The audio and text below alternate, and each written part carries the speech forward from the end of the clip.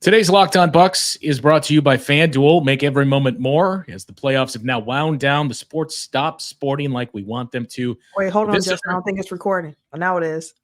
oh, My bad. I didn't see the recording button. My fault. all right. I can trim out the beginning. All right, here we go. Today's Locked On Bucks is brought to you by FanDuel. Make every moment more. As the playoffs have now wound down, the sports stop sporting like we want them to. But this summer, FanDuel is hooking up all customers with a boost or a bonus daily. Something for everyone every day, all summer long. Visit FanDuel.com to get started. On today's show, game recap returns as the Bucks tip off Summer League. Play a competitive game to open things up with the Chicago Bulls and a couple of Bucks players that stood out. We get into that conversation coming up next on Locked On Bucks.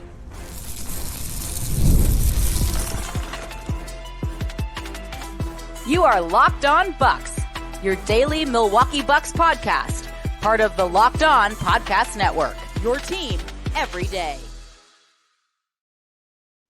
Welcome into Locked On Bucks. I am Justin Garcia, joined by Camille Davis, and we thank you for making Locked On Bucks your first listen every day.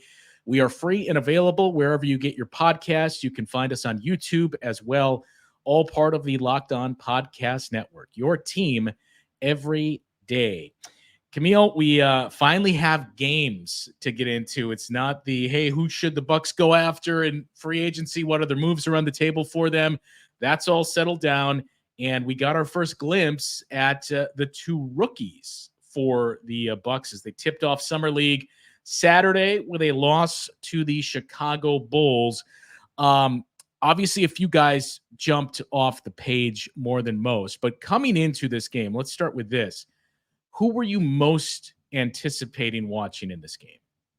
MarJon, because he was the guy coming back. He's entering into his third year in the league here, and now he's coming back for Summer League. And we talked about it last week of just saying, like, normally at this point, you've graduated from Summer League. We were giving AJ Green the props of him not being on the team and quote unquote graduating. And then it was like, oh, but MarJon is still here. So it was like, I want to see him be the best player on the floor. I want to see him look like a guy who shouldn't be here at this point, especially with the conversations that we've had around what the Bucks rotations might be and how MarJon might find himself into that. So I was hoping to see a lot from MarJon. Like, he was the guy I was most focused on throughout the first game for sure.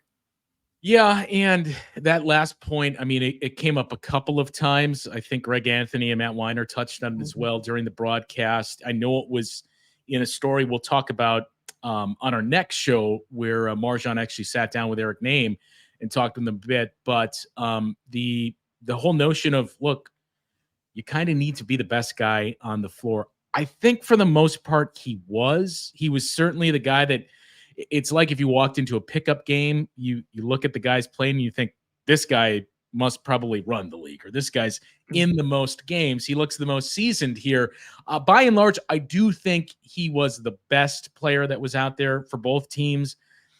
But look, it's one game, so I'm not going to blow it up into too much. But I think part of the frustration was, yeah, overall, I think MarJon played pretty well. But there was not just him either. There was a lot of the, that looked good, that not so much. And I think the latter there is year three is, it's not common for players who are first-round draft picks to be in their third Summer League. So I think overall he met a lot of what you were looking for, but I left that game looking for just a little bit more.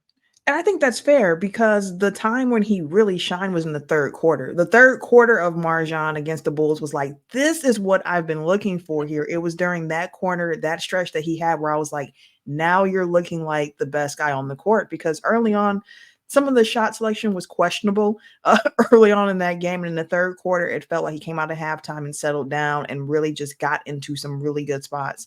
He scored like 15 of his 22 points at that time.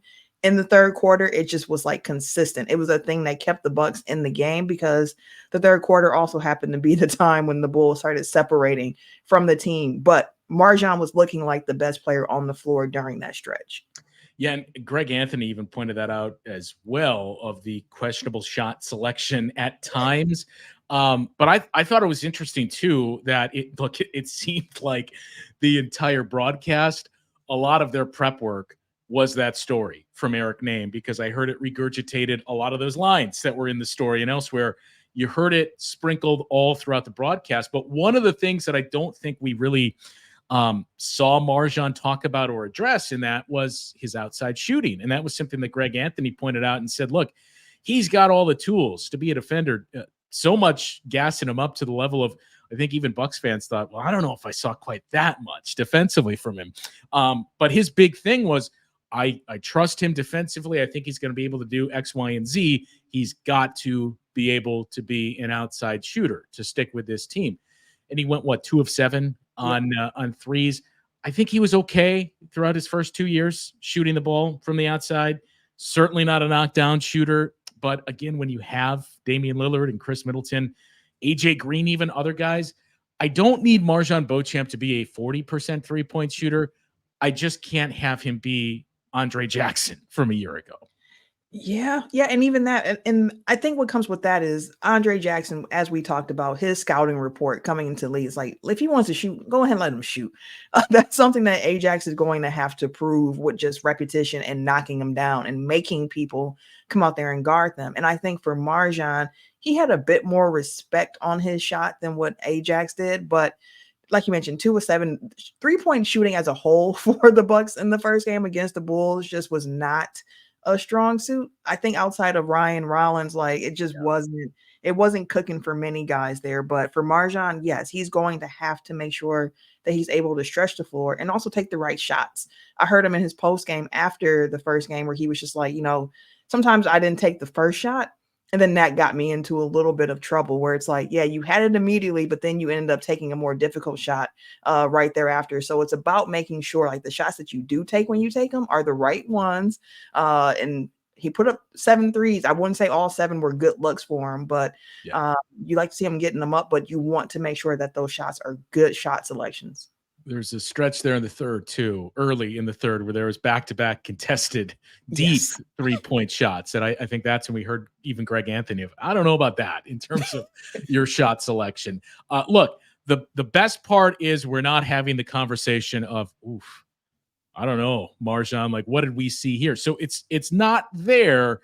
And I think we saw some pretty solid foundation to build upon for him going forward. The other thing, look, you wonder how many games he's going to play in, as he had that conversation as well with Doc and shared that with Eric Name. We'll get into that in a little bit as well. But this isn't just the MarJon Beauchamp episode. There was a handful of young guys. We were very, very curious, anxious, excited. You fill in the blank there to see play. And obviously one of those, the first-round pick from this season a couple of weeks ago, AJ Johnson. So we'll get into what we saw from one of the 2 rookies in their summer league debut coming up after the break here on Locked On Bucks. Well, it's time to talk to you about our friends over at FanDuel, as we all love sports. So much so that we don't want them to stop. But as the playoffs have now wound down, we get fewer games, and that means the sports aren't sporting like we want them to. FanDuel lets you keep the sports going whenever you want. All you have to do is open up the app and dream up bets anytime you're in the mood. Most importantly, this summer, FanDuel is hooking up all customers with a boost or a bonus daily. That's right. There's something for everyone every day, all summer long. Get in on the action. Head over to FanDuel.com and start making the most out of your summer. FanDuel, official sports betting partner of Major League Baseball. And Camille, we mentioned quite a few times in the offseason that this is an interesting spot to be in for the Bucks, where it's gradually picked up year after year of, hey, there's 2 guys I'm interested in seeing. There's 3 guys. And now our count last week was there's 10 intriguing guys that you can keep an eye on. We did not see all of them in this summer league debut. Hugo Bassan, we obviously did not see, but we saw the holdovers on the 2 ways. Ty Washington, you mentioned earlier. Ryan Rollins, you brought up his 3-point shooting. We saw Vin Baker Jr. once again, and we also saw both of the rookies. Tyler Smith coming off the bench and AJ Johnson in the starting lineup. So I think we'll start with AJ, essentially the point guard of this team. And, when we talked about ups and downs that you saw with MarJon, I think it was obviously much more pronounced with AJ. But this to me was pretty much what you were looking for. If you're going into the season with the assumption of, look, he's going to have to really harness everything and learn and develop in the G League. Maybe you'll see him occasionally in garbage time and whatnot, but that's how he's going to develop. What you're looking for in Summer League is, okay, show me those flashes. And while there were moments that were on the opposite end, I think we saw a lot of those flashes, both offensively and defensively. Flashes is exactly what I look for from young guys in Summer League, because we've talked about it. Like, the format of it, it's kind of chaotic. It's guys who you'll never be playing with on the main roster. Your role is different, all of these different things. So it's like, I want to see the flashes. And AJ definitely had moments of flash. Like his first bucket, I was like, that kid was a blur. Yeah. He just took it from one end to the other end and finished with a really tough finish. And I was just like, didn't expect that. Like, you move real really quick. Yeah. Tough finish. And it was a grab and go, which we heard, hey, he can do it. We've seen signs of him doing it. And when we had the conversation about MarJon of, you got to look like the best player on the floor, AJ looked like the fastest player on the floor in that instance. He got fast down for sure. And I saw Frank mention this online as well, which I definitely agree with this. For point guard, you need to be able to play fast and play slow. That de-acceleration is just as important as being able to accelerate. We saw the acceleration from AJ Johnson big time. In addition to that, we also saw the fact that he was aggressive. Like, he was very aggressive looking for his shots. The three ball wasn't falling for him that much, but the aggressiveness of it is what I like to see during Summer League, because again, you're in a role you're not necessarily going to be in, but him coming out there and looking like, I'm not scared of the moment. I'm going to be myself and play my game. I'm going to get my shots up. I thought that was encouraging as well, just to see the fact that he didn't shrink from the moment. Yeah. Look, I don't want to, it's one Summer League game for a kid that's really leveling up in competition. So I think it's fair to point out, these are the areas that we saw that they need to improve. But for all those, to add those caveats of, he played against inferior. I know he was in the NBL, but didn't get a whole lot of playing time and the growth that's going to be needed. I think what we saw, I've focused more on the positives with the understanding of, look, there's things that you need to see develop. The biggest one is the shooting. I thought that for a debut, the shot didn't look great. The shooting wasn't there, but the rest of it, his aggressiveness that you pointed to, obviously the speed and the quickness that he brings. But I thought, even when we said he was basically your point guard, he had a willingness to get other players involved and really start to initiate offense, which can be tricky, especially going up there in terms of a level of competition for a kid as young as he is. But I thought he looked like a guy where you can see, okay, I understand why you would take him, and especially with this notion of, hey, the Bucks have to get younger and quicker and more athletic. We mentioned that, take it and go finish that he had. Just the overall aggressiveness with attacking the basket too. Look, I'm not going to compare Summer League guys to what you can expect to see in actual NBA games, but that was really one of the bigger things that a lot of us had circled of, it wasn't super aggressive in the NBL. And even then, when he would attack, the guys that you're going up against, it's not going to be the physicality and the size and everything else of what you can expect to see at the NBA level. So I know that was an area that I think Sam Vecini and a few others had kind of circled of, I can see the tools. I'm just not sure about this part. So let's keep an eye on it. And at least for one game in Summer League, I thought it didn't, answer all the questions, but I liked what I saw in terms of his aggressiveness in getting into the paint and trying to attack the rim. I did too, and I didn't know what to expect. Like, we've talked about what we think his role might be, and we're like, well, he projects as somebody who is probably going to be more helpful next year than this year. So it's like, I'm not sure what to expect. So just getting the first eyes on him and seeing what he can do and how he likes to play, that in itself was fun, just to kind of see, like, okay, let's see what this rookie that we just got can do. I wouldn't go as far as, like, I saw the people on Twitter already saying, like, maybe Horst was really cooking with this one, and maybe we owe him an apology. Maybe we shouldn't have been so quick to judge. And again, it's still just one game. So that whole mindset of like, let's not judge it too quickly, that should go for good and for bad, because it's one game of summer league that we have seen with this, with AJ Johnson Jr. or AJ, Johnson. So you got to make sure that you keep it even keeled and just look like, okay, what are we seeing? What are the flashes, and what can come of that? And in addition to that, one thing I thought was interesting was he mentioned in the NBL, just the spacing is a little bit more tighter. So he was kind of excited when he was like, I can see that I have more space to operate in. And this is in a summer league environment where, as we mentioned, the 3-point shooting wasn't necessarily there for the Bucks. So the spacing in itself was more than what he had seen in the NBL. So it makes you think of like, if he can put things together and get on the court during the actual regular season, how would that space look for him when he's sharing the court with some guys who command a lot more respect from the defense? And I think the last thing to point out from what we saw from AJ was defensively. I thought he was solid, that there was no plays that really caught your eye for good or bad, right? He wasn't blown by. He didn't seemingly have any blown or missed assignments.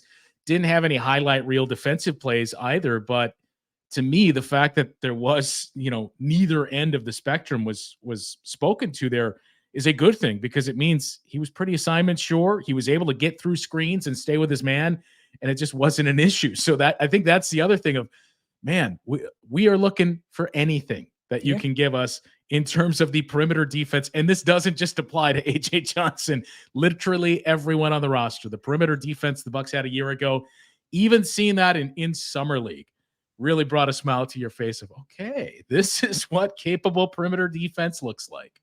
Especially with the amount of switching that they were doing during that game as well, where like guys were just going like perimeter defense, as you mentioned. Johnson didn't flash bad or negative, which I thought was a positive coming from him. Like, we have heard that defensive is like his potential is there because of his frame. Like, he's a 6'4" guard with a decent wingspan. So it's like you expect it to be there. But seeing it in action was really cool. In addition to that, just seeing just the havoc that some of the guys were able to cause with the switching, with Marjan, with Andre, with Chris Livingston, and with AJ out there, like they were really getting after it. And I thought, shout out to Ryan Rollins, because I thought he also had a really big defensive impact on the game as well when he came in and got some playing time. Yeah, so it's kind of what we talked about with Marjan is you saw good, you saw bad. I think it was much more of a gap with AJ, but that was basically to be expected with all the things that we said coming in. So I think for him especially, it's just how do you build upon this? For Marjan, it's how do we level set and make sure this is, and again, I don't want to make it sound like Marjan Beauchamp was bad in this game, but this is the low point. You get better game after game after game. And with AJ, it's just, okay, we saw those flashes. Let's start to make those flashes occur a little more frequently. A few other young guys to touch on, and some overall thoughts on the Open 2 Summer League for the Bucks. We'll get into that conversation coming up next on Locked On Bucks. Passion, drive, and patience. That is the formula for winning championships, and it's also what keeps your ride or die alive. eBay Motors has everything you need to maintain your vehicle and level it up to peak performance. Superchargers, roof racks, exhaust kits, LED headlights, and more. Whether you're into speed, power, or style, eBay Motors has you covered. With over 122 million parts for your number one ride or die, you'll always find exactly what you're looking for. And with eBay's Guaranteed Fit, your part is guaranteed to fit your ride every time or your money back. Because with eBay Motors, you're burning rubber, not cash. With all the parts you need at the prices you want, it's easy to make your car the MVP and bring home huge wins. Keep your ride or die alive at ebaymotors.com. Eligible items only. Exclusions apply. eBay Guaranteed Fit only available to U.S. customers. And if you are watching Fox Sports or ESPN on your TV all day, but constantly have to turn down the volume with all the shouting, it means it's time to make the switch to Locked On Sports Today, a free 24/7 sports streaming channel program for you every day to bring you the biggest stories without all the screaming. Locked On Sports Today brings you can't-miss analysis, opinions, and news, and it streams 24/7 on YouTube or the free Amazon Fire TV channels app. Part of the Locked On Podcast Network, your team every day. Well, a lot of young players to touch on. We didn't even mention another highlight reel dunk from Andre Jackson Jr., which seemed to catch Matt Weiner and Greg Anthony by surprise when it's something the Bucks fans have seen a handful of times in the last calendar year here for Ajax. But look, my guy, Chris Livingston, flashes. Had some flashes there as well, right? And we didn't talk about the other rookie from this year in Tyler Smith, who came off the bench, played 20 minutes, scored in double figures, went 2 of 6 on threes, got a couple of rebounds as well, actually 6 rebounds. I thought he was a guy that didn't stand out, good or bad. And that's probably a good thing for your first professional game here. Yep. The only thing that stood out to me was that he has a quick shot. Like he does not hesitate. If he feels he has some space, he is going to let it go. Seeing him shoot off movement, like we mentioned, he was 2 of 6 from 3, so they all weren't falling. I feel like he had a few good looks that just didn't drop for him. And then some of the ones that he did make, I was like, wow, like that's the one, like that fell for you. So just trying to get used to seeing what he sees of like, this is a good shot for me. Like I am comfortable putting this up really quickly. That's what stood out to me the most from Tyler Smith. To your point, like outside of that, wasn't too much. Like he got some boards. He had a couple of hustle plays where it was like, okay, you love to see that type of energy from him. But for the most part, he came in with this pretty solid 20 minutes of summer league action, I would say. So like, it was just cool seeing a big guy not hesitate to shoot. He was shooting like a guard. Yeah. Yeah, and I said we never really had this conversation, but I think we're both aligned in that I don't anticipate either of these two to be, I suppose, contributors, but especially heavy contributors to this team, right? I think we both think you'll see them probably a handful of games. Maybe it's garbage time, maybe it's something else, but don't pin your hopes. I've seen some Bucks fans, I know not all, but I've seen some say, I don't know, I think maybe part of them not targeting a big is they really think Tyler Smith is going to play. I don't think that's going to be the case this year. But of those two, who do you think has, let's just say something happens we don't expect? And I tell you, one of those two guys ended up playing a decent amount. Maybe it was by decent, I mean about what you got from Andre Jackson Jr. last year. Of those two guys, having seen one game of Summer League, who do you think would have the best chance to fill that role?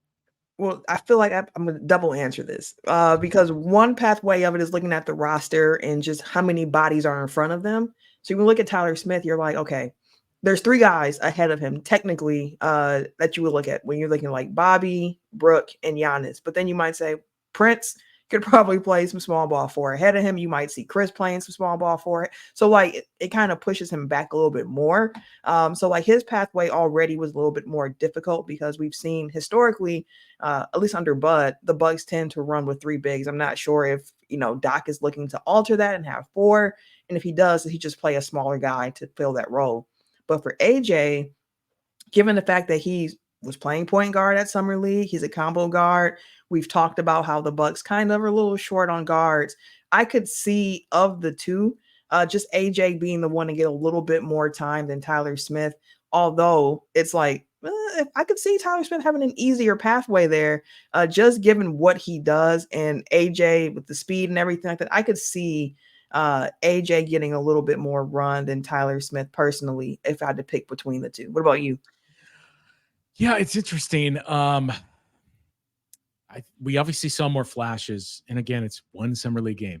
Saw more flashes from AJ, but I think you can't discount the positional piece and what's in front of you, and that's something we're going to talk about in the next couple of days here too, with MarJon Beauchamp in everything that has kind of been placed in front of him, where it's not quite as easy as saying, man, MarJon hasn't really been what you thought he would be so far. I think there's a lot of components to that, and part of it is who else is on that depth chart in front of you. It leaves the door open for Tyler Smith to have that. Again, I would comp it to Andre and what you saw from him last year, where by the end of the season, Bucks fans were clamoring for him and saying, hey, he needs to play more. And frankly, he should have a season ago. But that's right in line and probably not quite as much with minutes, games played, all of it, that I think best case scenario, if one of these guys cracks through and earns some playing time, that's probably what you're looking for. If you ask me in a vacuum, just watching one summer league game, I would say AJ Johnson. If you put the rest of it in front of me and kind of open up the rest of the view, I would say, okay, looking at the roster, looking at the age of some guys in front of him as well, I think Tyler Smith has the chance.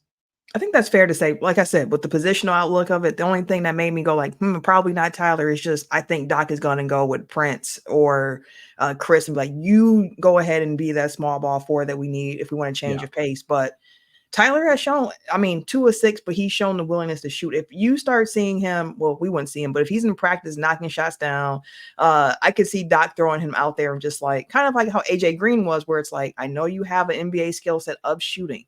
Go out there and do that for a quick moment, please. And like, let's just see what happens in these minutes. But for AJ, the guard piece of it, because Marjan is considered a guard technically on this roster as well. So you're looking at Dame, you have DeLon Wright. We've had the conversation about who is that starting 2 guard for the Bucks. You got Pat Connaughton coming off the bench as well, who plays that 2-3 role for the Bucks. And I just feel like AJ might be able to sneak in there a little bit if, the Bucks were just looking for the guard to just come in for a little bit, use some time up and go from there. Overall takeaways from this first game of Summer League action, your one positive that you would take from this, and the one thing we need to see improvement there.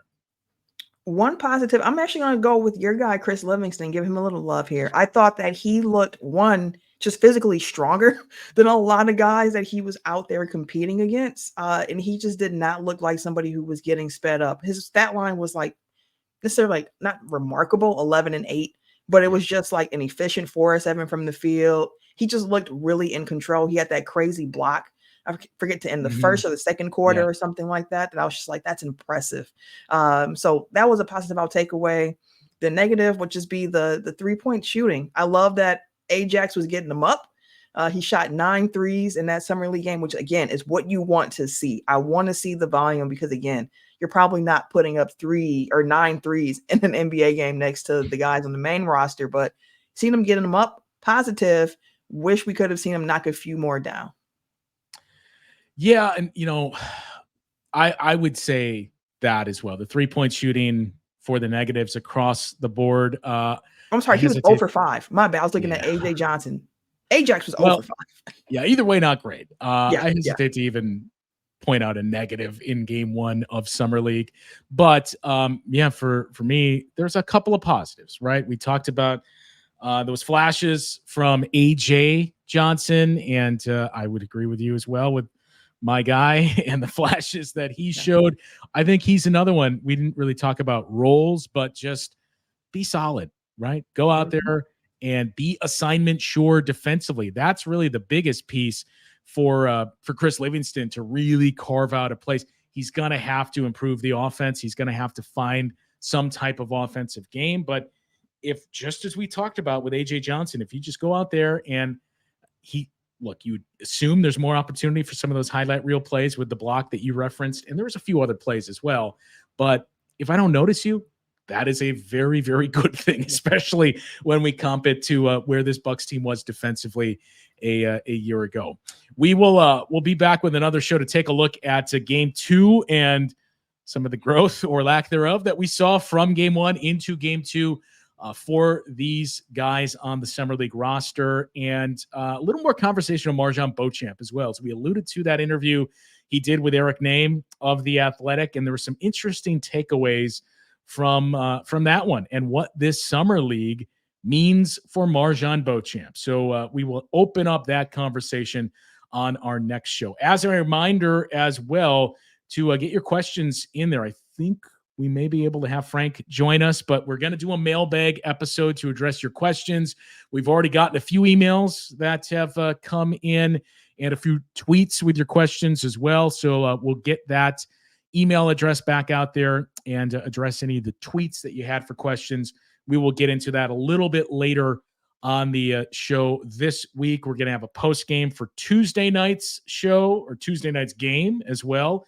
A 9:00 tip against, I believe it's the Clippers that they're playing that night. And then we have something else pretty fun planned for later in the week, kind of a what if episode, if you will, taking a look at some of the transactional pieces through the years under John Horst. So still quite a bit coming up this week. As I mentioned, we'll be back once again with the recap from game 2 of Summer League. We'll talk to you then on Locked On Bucks.